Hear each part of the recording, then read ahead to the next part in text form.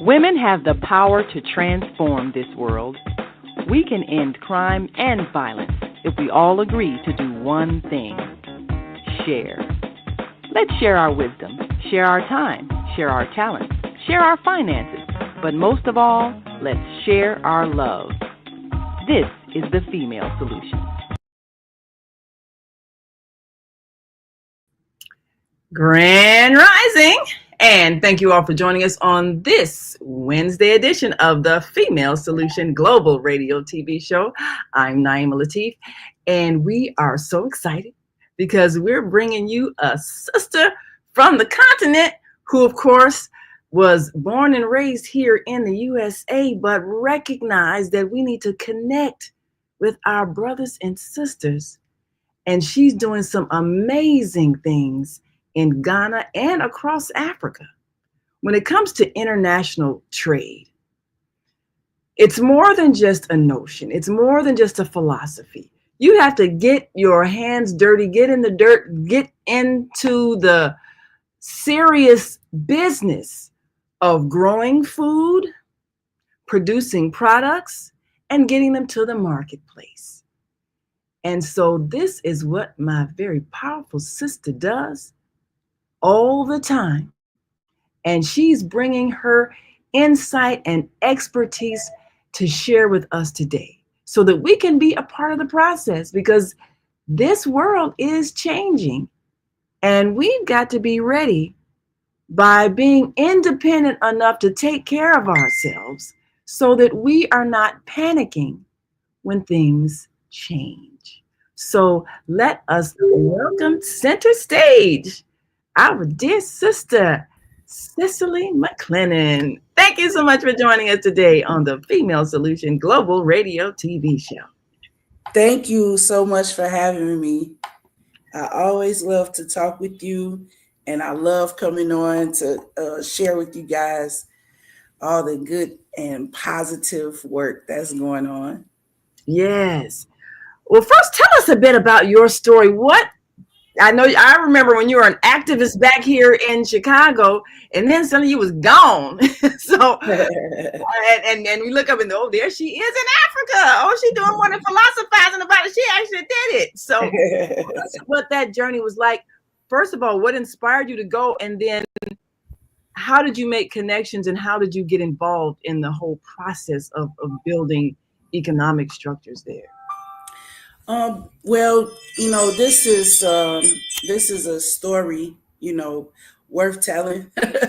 But I'll try to keep it as short as I can, because it didn't just start, overnight. It was a long process by which I knew for years that I would be traveling to Africa, that I would be living there and working with there. I had started working and organizing with the All African People's Revolutionary Party back in the around 2005.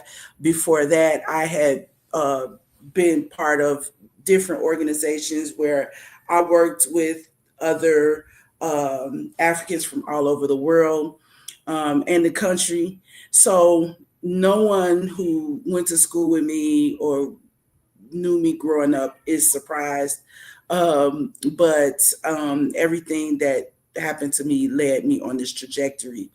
And so I married in Ghanaian. Eventually, he was a brother from the Ghana chapter of the All African People's Revolutionary Party. And so through that process, he brought us home first in around 2012. And we instantly, literally fell in love with the land, the people, and just everything about Ghana. Even the children at that time, they were very young. And so we put ourselves on a path to be able to educate our children over there. And so that was the first decision that was made that pushed us in the direction. And once we moved in that direction, then the work and, the building and all of that just kind of fell along with that. So it didn't just happen overnight. It was something that we were building towards for a very long time, and we were able to live there for several years. We built a home. We have a home there. We have family in Ghana, and we have business on the ground that we're working on now in terms of, things that we're going to talk about a little bit later. So all of that was just, a slow growth process. And we're just grateful to have been able to do it. Now, I always say this is 2025. No one is stuck anywhere. So my work can take me many places in the world, and I'm not going to be stationary. And I haven't been for the last almost 10 years now. So we'll be moving around, but doing our best to stay in communication and keep everyone who needs to know apprised of what's going on. So even though we're here in Chicago now, soon I'll be in Ghana doing some more work. Then I'll be back again, and then I have other places that I have to visit as well along the same line. So we'll be moving around a lot. A lot.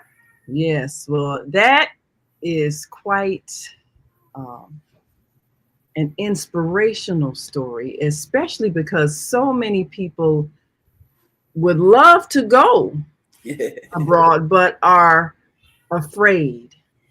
Yeah, I would like to extend the invitation to your audience. That I have helped people travel to Ghana, and I will be doing more of that over the next 18 months and beyond. And so, please reach out to me, and I can send you the information for any of the tours that we'll be leading towards the end of this year and into next year.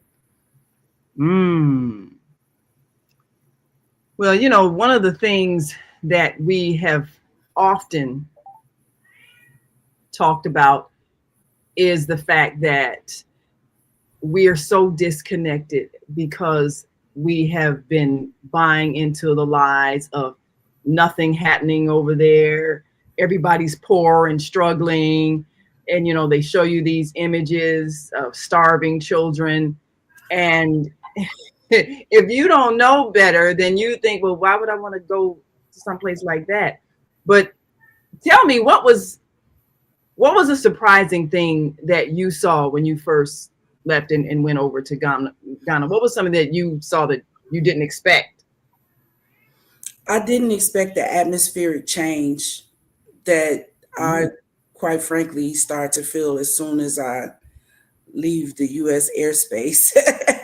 I did not expect the atmospheric change, and you can feel it, you can sense it, and by the time your plane lands, so much pressure, and you don't know how much pressure you under until you relieve it in the sometimes, and that's how it felt when I first got to Ghana. I had a clue, but I had no idea how much lighter, how much freer I could feel inside myself just based on the proximity to the land itself. It just changes everything, and it refreshed my spirit, and I don't know, it was just a huge moment for me. And every time that I do get the chance to be in Africa, it affects me physically. My blood pressure lowers. I just, I lose weight without even really trying. It's just, it's different. It's very challenging to explain it. You have to go and you have to feel it. Yeah, I can believe that. I definitely can relate to that. When I went to Liberia, and spent about 10 days there during the World Conference of Mayors. I think it was back in 1984. When I came back, everybody said, "You look different. it's like the wrinkles are gone out of your face, the stress lines. It's something about being in an atmosphere where you're not always living in this undercurrent of, oppression, racism, all of that, and being closer to nature, the land. It's a different atmosphere. Definitely. And you feel the it's like a weight is taken off of you that you didn't know you were carrying. And I have seen people when they travel abroad. A friend of mine just came back from Africa. He come back from Liberia, and I saw the difference in his face. I'm like, wow, got younger, and the the stress in the facial expression is gone. It wasn't just a fluke, because I love when I hear people testimonies about their travel, and then they reiterate what we're talking about now, and I'm like, I knew it wasn't just me. It just really I took, man, I've taken people to Ghana for various reasons, including funeral. Okay. And even for the funeral, the people were like, this was epic, this really refreshed my spirit. I needed this so bad.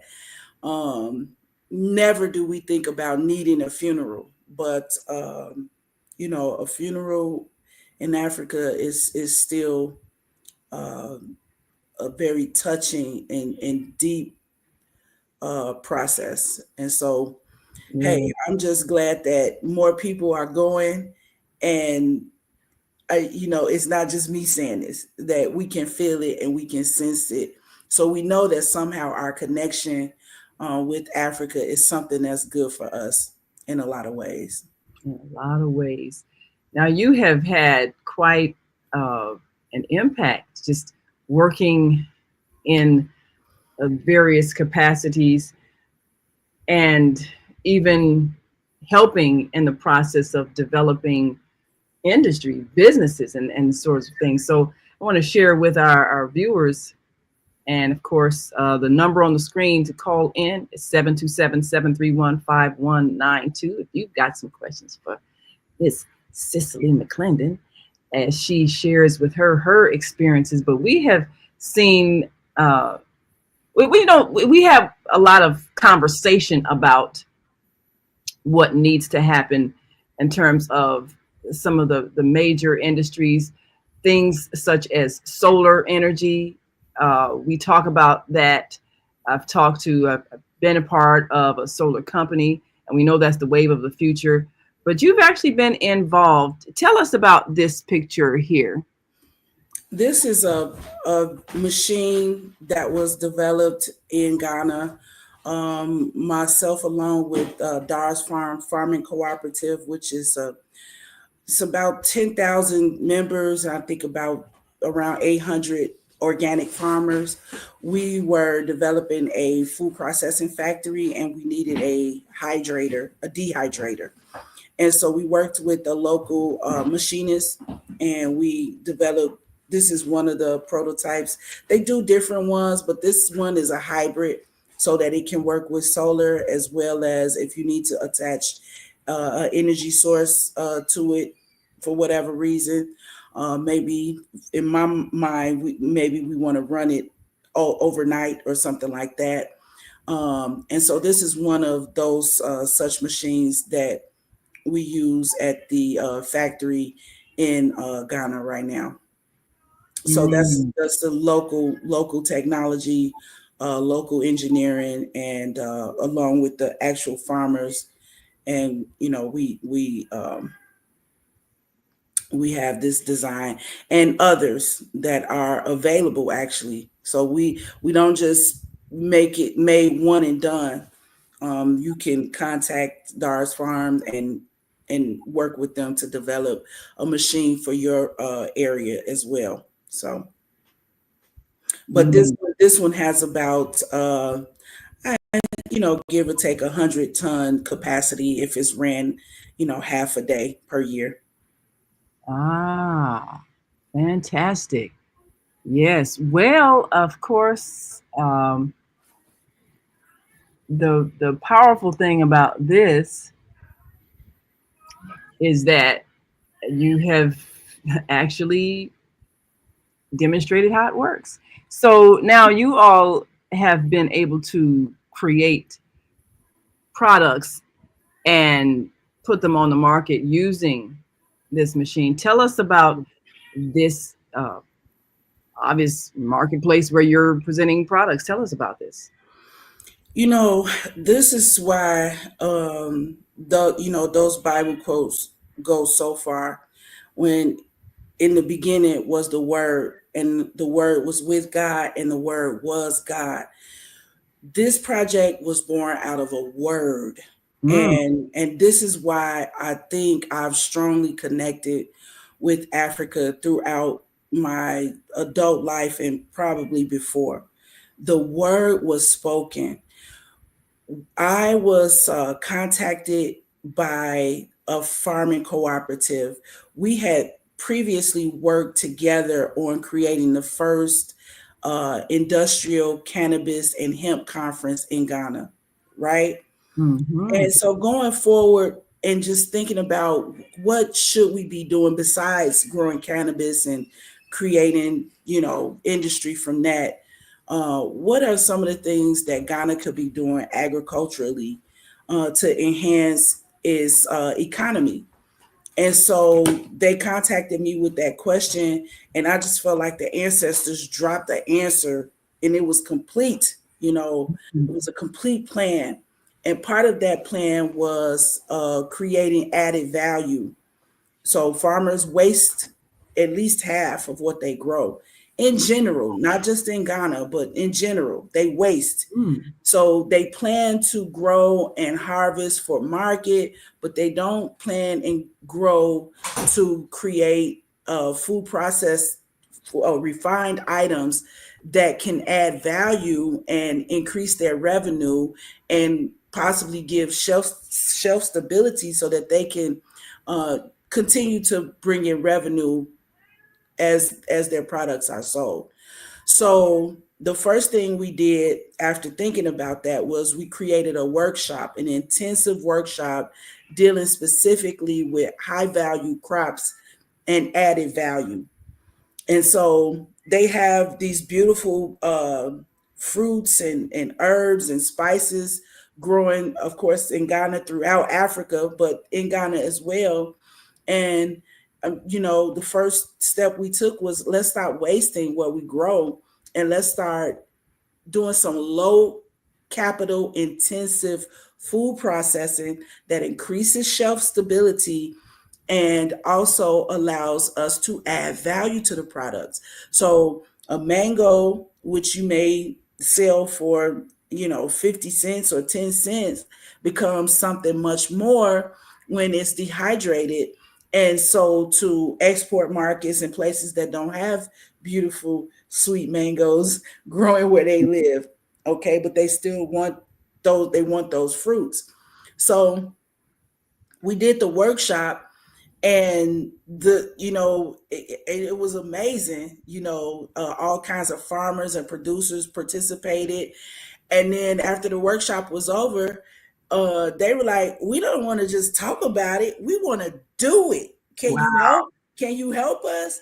And that's when we started. My friends from that I went to school with, and her husband, who's from Guinea, Joy and Alpha Ba, they literally sent me, it was like an internal private grant, because Wow. I told them what we wanted to do. I told them that I hope to be able to pay them back, but this is a long haul. They told me, this is what we had always envisioned and wanted to support you to do. And they sent me a nice amount of money that allowed me to work on this project with Dar's Farm, and the factory was created. It was created, is up and running, and it's a huge resource for the farmers in this cooperative. And next, our Our goal right now is to actually engage the process of export and making sure that these products are able to be enjoyed in other parts of the world. So that's Wow. the background of that.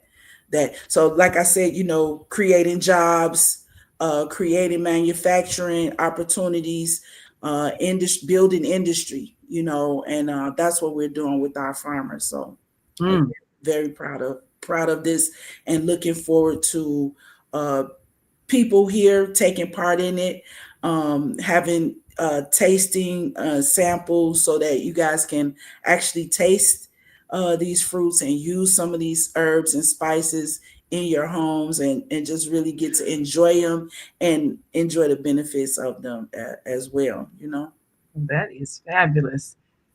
Well, you have a product, and we're going to talk about that. We're going to take a quick break and talk about a product that that you produce that people may want to buy, and how one goes about getting a product from concept to the marketplace.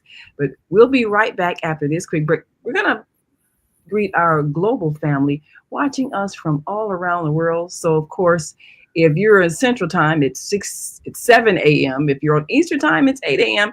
But if you're on the continent of Africa, perhaps in Ghana, it's actually, I believe, what is it? That would be 1 o'clock in the afternoon, 7, 8, 9, 10, 11, 12, 1, 6 hours ahead, right?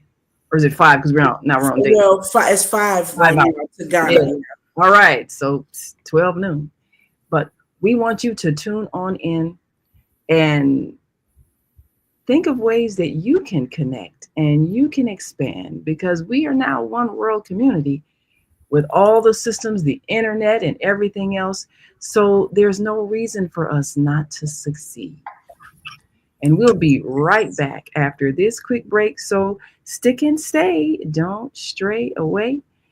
We're talking to Cicely McClennon, who is empowering women and communities in Ghana and beyond.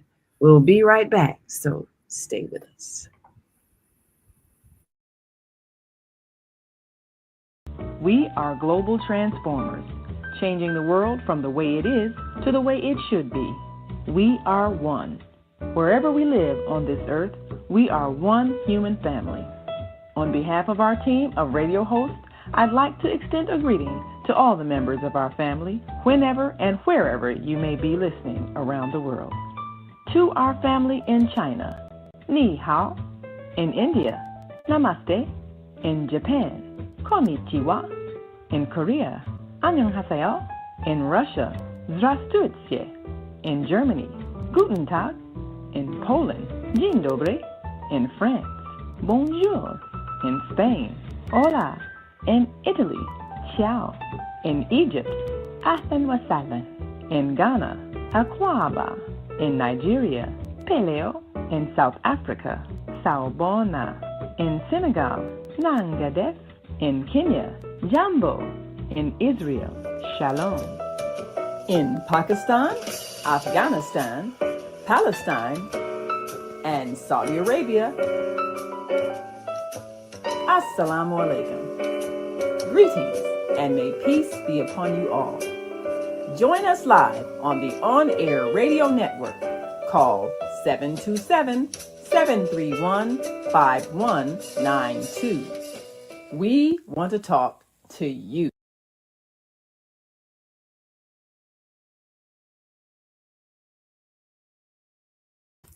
Yes, we do want to talk to you, and we want you to talk to us too.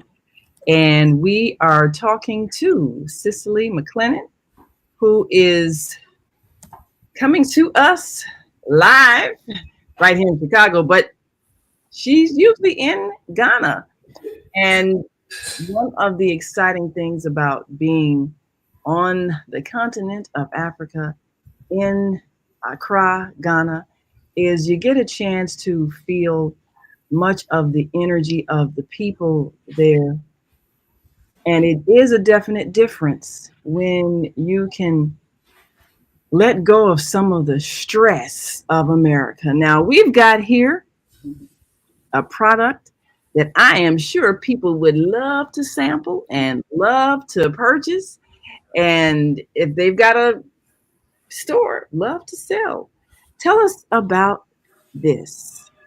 This is Ethiopian styled honey wine, which Ethiopia has a very long and unbroken tradition of using honey and having beautiful honey and using it in different ways, including making honey wine. And so this is my tej that I'm working from production to market right now. Um, Tej and Afrik. Is yeah, that the brand? yes, that's definitely the brand. And you know, I know that recently there's been some talk about alcohol being um, just a bad actor in the body. But I like to rely on not just current science, which is sometimes manufactured by bad actors.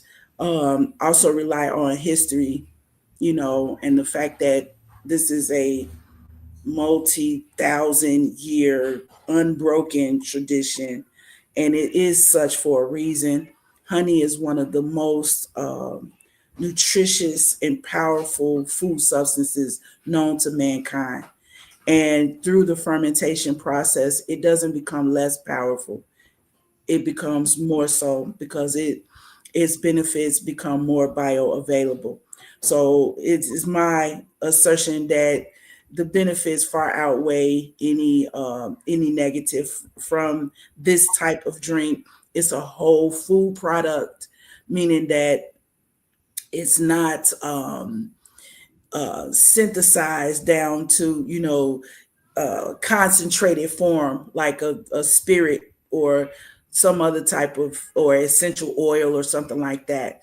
So some people find that honey wine is particularly helpful in their in their life for celebrations, weddings, and all sorts of things. So I stand by it. And that's a product of my work with added value in food preservation, because at the end of the day, this is one of the purposes that alcohol serves for mankind. It helps us to preserve foods, which preserves nutrients, and it is a nutrient delivery system. And so we make a natural wine in the spirit of that. So the goal is no added chemicals, nothing that would deter from the natural process of the honey and the yeast and the water and what it creates together. So that's something that I've been working on for a while. I do have a club that I'm a part of called the Ghana Distilling and Brewing Club. There are other brewers, and there we have a distiller who's actually working on a cassava whiskey. But that's our attempt to again add value and find value in what we can produce where we are.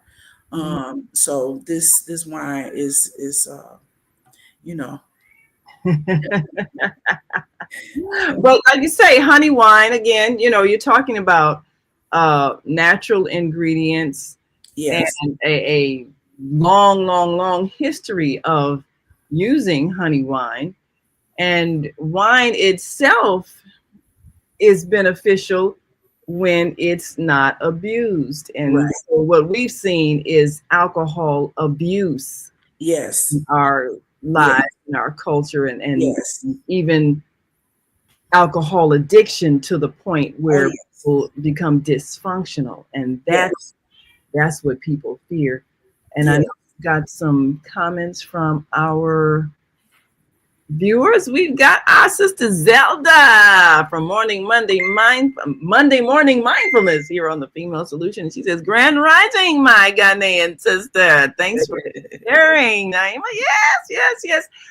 Well, I think there are so many people that are doing things abroad that are making a difference that we need to know so that we can be encouraged, especially now that we have the means to actually talk to each other all over the world.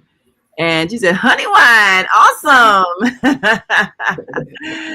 So is this a product that you've been able to introduce to the global marketplace? Not yet. That's what we're working on right now. So we're looking for support from the industry that says it'd like to see more producers that look like me and my partners. So that we're actively working on it right now. It was always our goal to be able to produce in Africa and then export from there. We always saw that process as advantageous for many reasons. But we still have some small level production here. It's just not licensed for market, but I do have some to share. And as we have events and we curate events over the summer, we will be sharing it as well as we did last summer for the people who had a chance to take part in that. So that's where we are right now.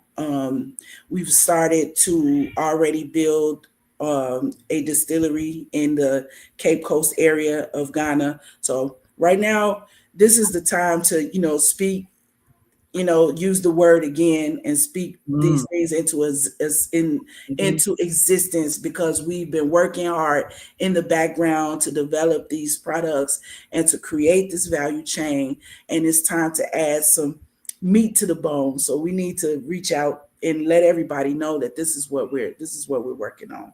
So that's fabulous. That's fabulous. Well, you've made some connections to farmers here. Oh yes. And that's a critical thing. We must expand and use the land. Tell us about this picture here where you were. These are my children. I'm in the background there. My back is to the. Oh, I see. Yes. But, these are my children. We on this particular day are visiting Basu Natural Farms. We have a history of working with this farm. When we created one of the first farmers markets in Inglewood back in 2013, somewhere around there. This is the farm where we worked. We brought the youth from Chicago down to Pembroke. We harvested vegetables, we cooked, we ate together, and we learned how to engage the added value process. That was what that whole program was about. And Basu Natural Farms was a huge supporter of that initiative. And so this is a farm that we are close with. At that time, they didn't raise animals. Now they have livestock. So cows, goats, and other animals are available there, as well as fresh produce, which they do bring to the market, the Kankakee Farmers Market. But we're hoping to be able to bring more produce from this farm and other farms in the area. The young brother Shango, who is the Basu Natural Farms, let's say junior, the young man has taken over much of the farming production at this point. And I'm just extremely proud to have been there through the process of supporting this farm and having this farm support us with fresh, nutrient-dense foods and herbs, as well as other medicinals that they develop there on Basu Natural Farms. You see, my children are very much, even though they've been in Ghana, one of them half of his life, they still feel very much at home right here on the land in the Pembroke area, right here in Illinois. So, wow, yeah, and I remember, I know this was a couple of years ago, we went down to one of our sisters that worked with us on the Female Solution, Maika Bevel, brought a group of us down. And I think it might have been Basu Farms where we were picking, I believe it was blueberries. because at the time, I think it was right around the pandemic, and a lot of the fruit pickers were not able to work because of, you know, the pandemic restrictions and all of that. And so a group of us went down, and we were able to experience picking berries and see the farmland, the extensive farmland down in Pembroke. Oh, absolutely. Pembroke, the landmass of Pembroke is not as big as Chicago, but it's very close. It's quite the landmass, and it's also on top of a huge freshwater aquifer. Yes, yes. So there's a lot of opportunity in that land, and I believe here you are, and tell us about this picture here. This is I'm at Black Oaks Center for Sustainable Yeah. Sustainable Living, and just, you know, replanting some seedlings. Just a little, you know, just a little farm work. Somebody asked me, they said they never saw me with a tomato or collard greens and nothing in my hand. So I wanted to make sure that I have many pictures of myself and videos planting and doing all types of farm work. That's really where I feel really good to be able to do it, and I physically feel good doing it. So personally, as close as I can get to the land is where I also feel at home. Yes. Mm-hmm. And of course, we visited Black Oaks, Yeah. and I talked to you know, of course, Dr. Chifunza and her husband, Mm-hmm. and we've talked about even the solar power and expanding that for many of the farmers, the hothouse farming and things like that, because what's going to be necessary in this upcoming season is us using our land to grow our own food. We keep saying it and philosophize about it, but you know, we created a farming program during the pandemic. It's called Pandemic Farms, but it stands for Producing Agricultural Nourishment, Developing Economies, Making Independent Communities. Oh, I'd love to connect with that. Oh, we gonna definitely connect, yes, because what we're urging people to do now, we got these nice, beautiful lawns in our homes, and that's nice. But how many of us eat grass? Okay, so that's not really helpful for what we need now. Unless you got a cow that you're feeding, that nice lawn isn't going to sustain you. So at least take a good portion of that and grow food. And so, you know, I did it, and we worked with some other land where we grew food, and I had collard greens and lettuce and tomatoes and you know, food that I eat. Yeah. And I was able to connect with the Healthy Food Hub that Black Oaks worked with in selling produce. And I brought my collard greens down there, sold them at the Healthy Food Hub. And then they sold the collard greens to Majani's restaurant. Wow. And I was just so proud. I said, oh, thank you. You see that? They wanted me a plate of greens. I was just so excited. Like, oh, I'm buying my own greens. And that is a food system. That is what I've been engaged in building over the last probably 20 years. That is a system. So, you know, that is a process that you went through with that, but we want to scale that and make it replicable. That's what we want. So and I actually have engaged Black Oaks on that conversation of it possibly re-emerging the Healthy Food Hub and coming in as a strategic partner, as one of the founding members of the original Healthy Food Hub, and someone who was there at the beginning when the Food Hub was like a seed and it needed nurturing and you know, sunlight and water. I was part of that mix, and so based on that, they reached out to me, you know, looking to see if I would be interested in, like I said, coming in as a strategic partner and creating a reemergence of the Healthy Food Hub. That was a powerful system of delivery of not just fresh food, but it was a powerful foundation of community building, business incubation, and also community economy, which is something that people don't account for. And so I encourage the entire community to converge upon those of us in the ag sector. That is something that I'm so serious about. Converge upon us. Let us put our heads together and create a real system that has measurable impact on our health and our economy. We can do that. This is not a dream. What you've already described is only one example, and what I've described is another example. But we can act. Somebody was like, well, that's a pipe dream. It's not a pipe dream. We ran that market for 10 years. That market was responsible for generating millions of dollars within our community, which is unheard of.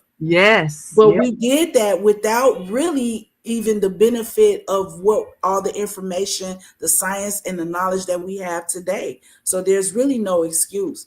There's no excuse. Not one excuse will be accepted. So I'm looking for all of our community partners, all of our supporters. Let's converge upon the growers and the ag development sector. We know that Representative Sonia Harper is the Illinois chair of the Agriculture and Conservation Committee. Let's converge upon her at the District 6 office and make our voices known. We're going to be doing some lobbying. Well, actually, that's a process that was started a few years ago, and I was a part of that as well.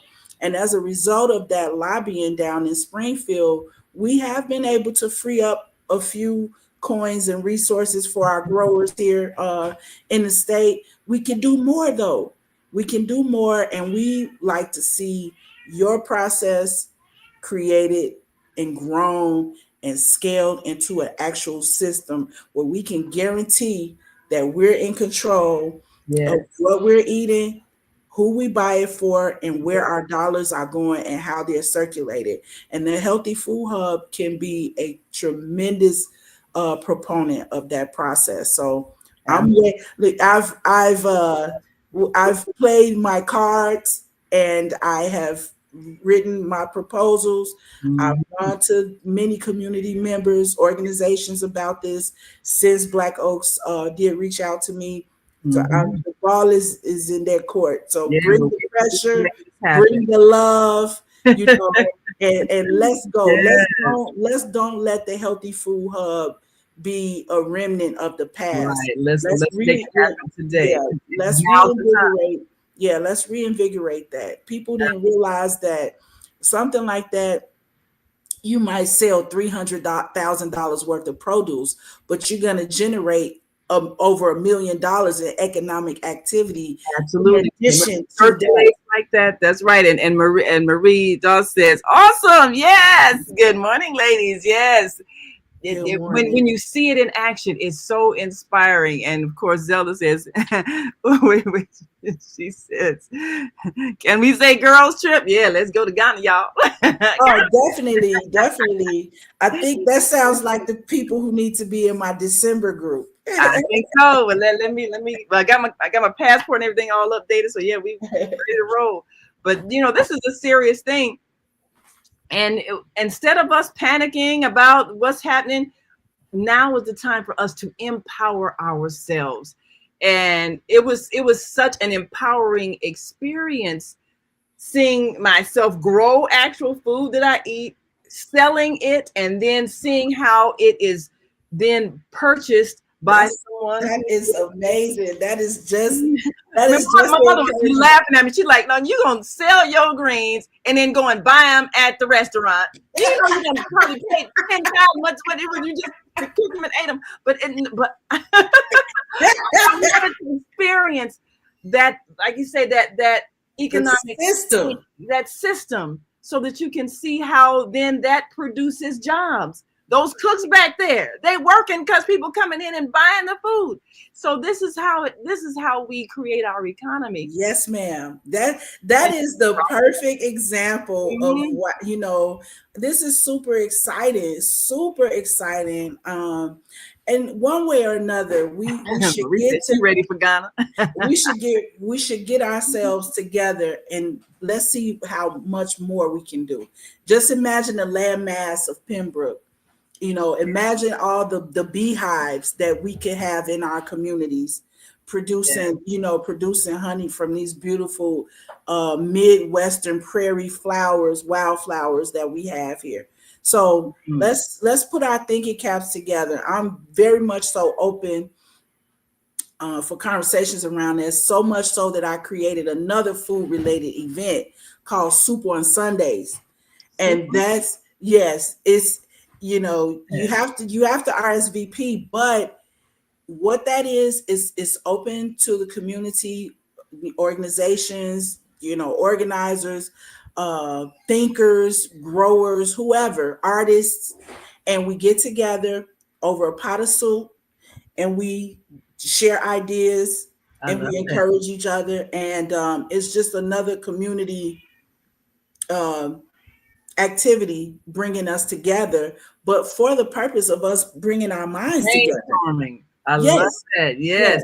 So, well, we got to take one last break. When we come back, we'll talk more about some of the brainstorming ideas that have come out of that Soup on Sundays and ways we can move forward so that we can. This spring, we're going to be doing more classes on. We did a whole series of classes on how to grow your own food, and so we're going to continue that this spring, launching it again with Pandemic Farms and giving people an opportunity to turn their backyard, even their flower pot in their apartment, into a place where you can grow food that you can eat. Absolutely. So we'll be right back after this last break. We want y'all to stick and stay. Don't stray away. We'll be right back. So stay with us. Hi, I'm Naima Latif. And if you're watching this, that means you're one of the 4.6 billion people from around the world who are using an electronic device to talk to people. In these times, people are using the internet to talk to everybody.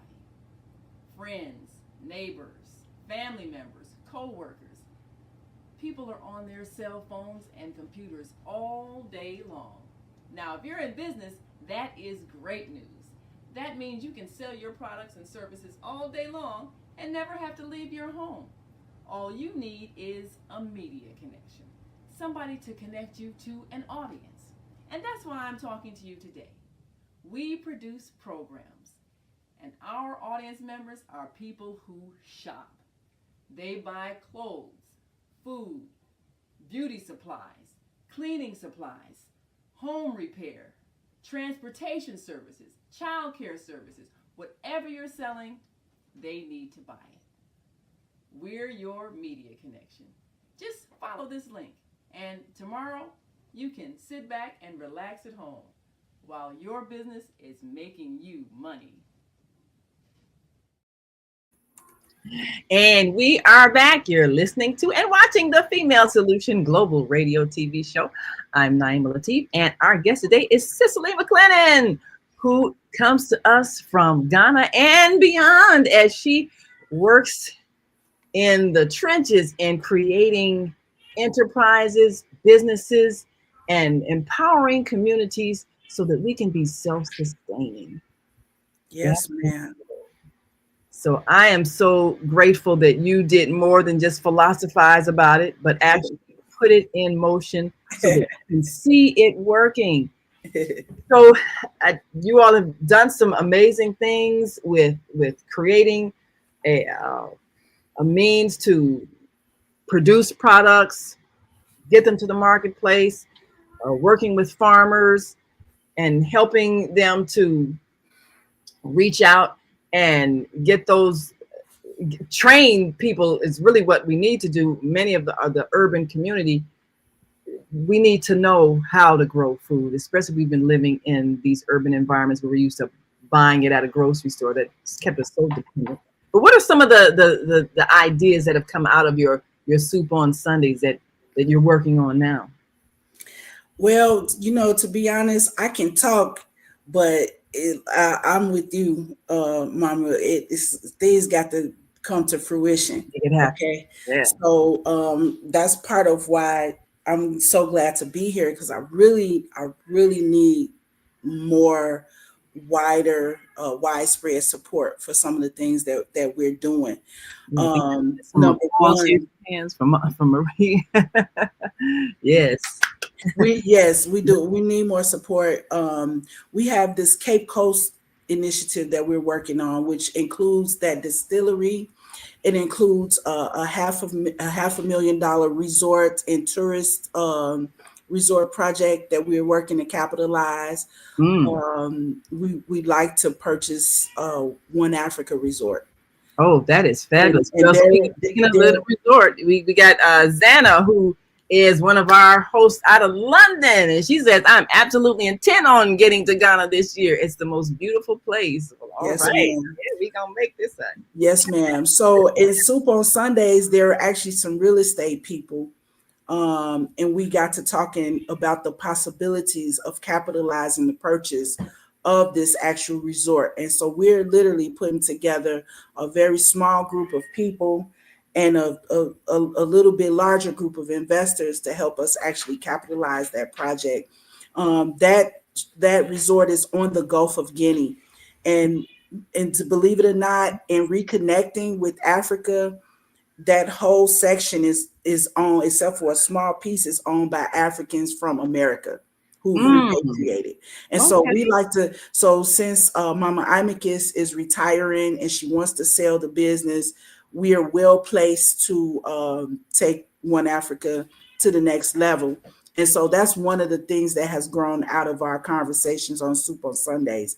The other things that have grown out is it also gives us a chance to show some of our products. We bring teas and herbs, waste beads. We have all kinds of stuff that we bring from Ghana that we like to sell them for real. So it gives us a chance to experience things, share them with people, talk about the market process and actually get things out there. Another thing that has grown out is we're developing some work with Mama Africa's shop on 71st here in Chicago. Yes, so we're actually hosting events there. Copper and Ink, which is going to be coming up May 24th. That entire weekend dedicated to African Liberation Day. So we're going to be cash mobbing Mama Africa's shop. Wow. And bringing some very talented artists to that venue, including some of our best jewelry makers and ink tattoo artists, David Boykin.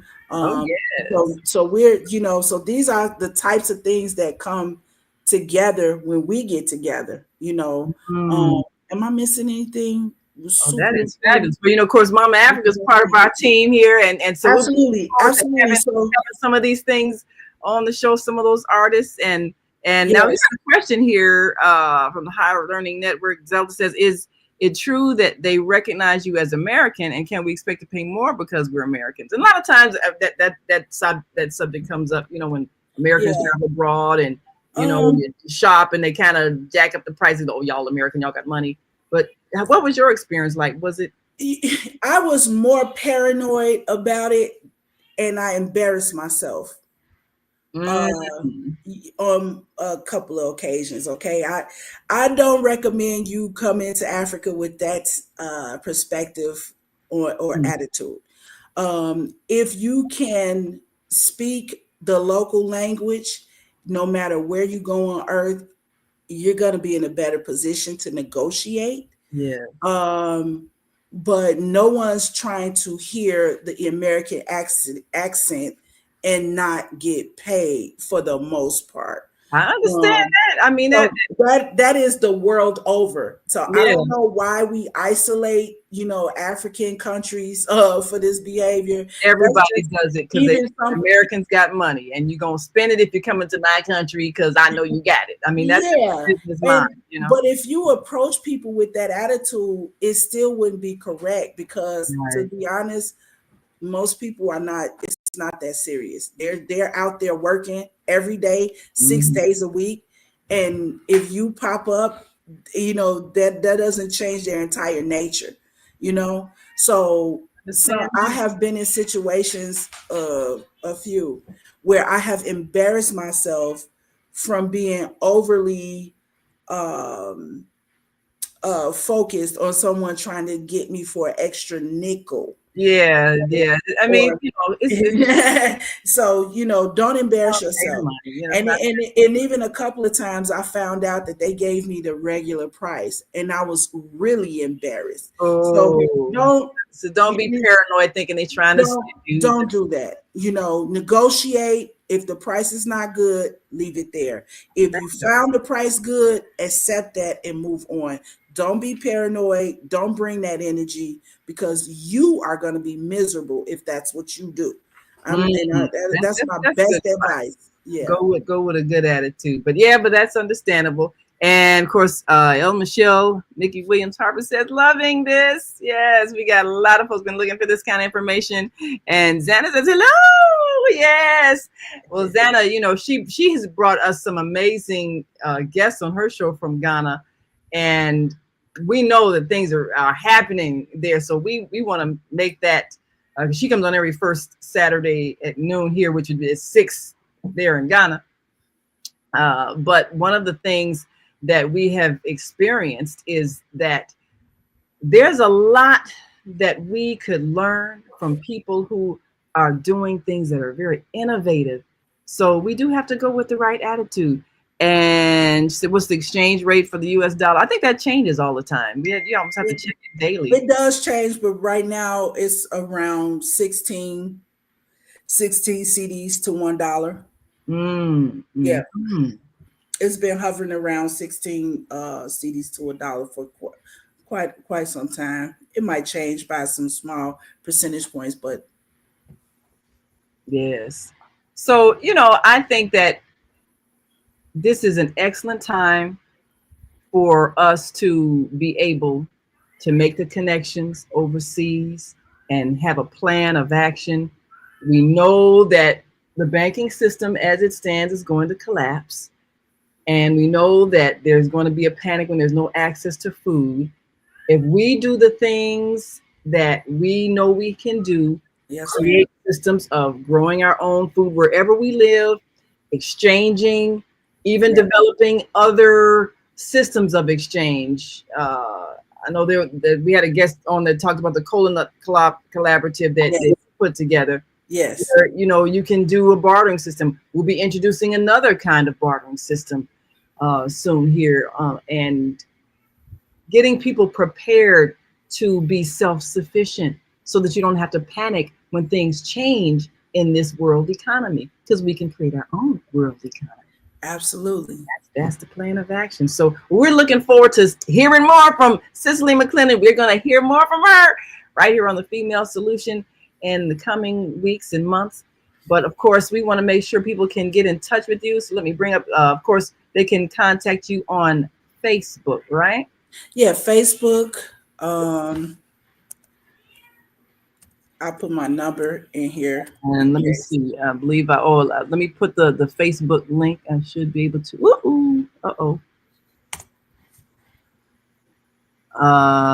Yeah, let's see. Well, that is I'll just put it up on the screen here.